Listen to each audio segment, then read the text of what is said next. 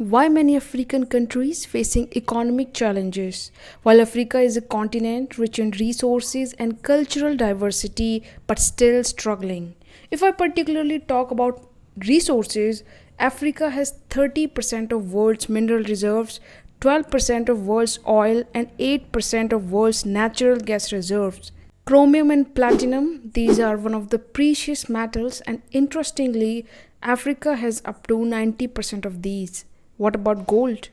It has 40% of world's gold as well. And last, lithium and cobalt, the backbone of every electronic device that you use. Amazingly, these are also abundantly present here, and the list goes on.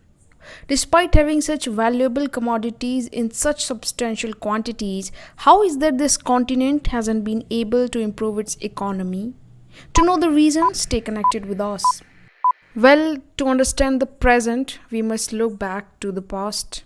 The legacy of colonialism has left deep scars in many African countries. Arbitrary borders, resource exploitation, and the imposition of foreign systems have hindered their development. These are the historical aspects, but what about the present? We've seen political instability in some African nations, leading to ineffective governance, corruption, and mismanagement of resources. That's the reason every time we came across the news of conflict erupting in a certain country within Africa, sometimes against the military, sometimes against the governments, and sometimes even between the tribes. If I particularly talk about corruption, it's affecting every corner of Africa. Look at this image. According to this report, many countries are topping in terms of corruption, including Sudan, Somalia, Republic of Congo, Democratic Republic of Congo, Chad, Burundi, South Sudan, Equatorial Guinea, South Africa, and many more. That's why African youth is so worried, and no government has been able to reduce it.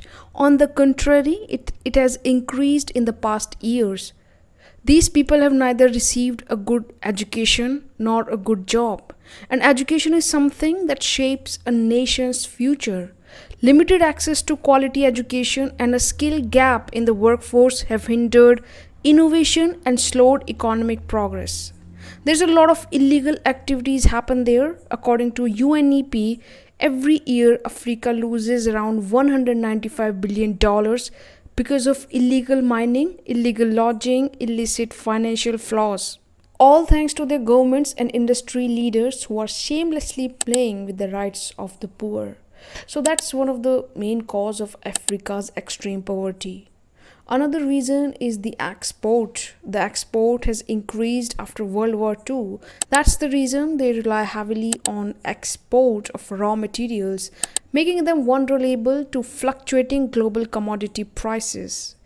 This dependency has hindered diversification and limited opportunities for sustainable growth. And last, the insufficient infrastructure, including roads, energy, and telecommunication, poses significant obstacles to economic development. These issues hinder trade, investment, and overall economic productivity. If you have found value in this, please do subscribe. Thanks for watching.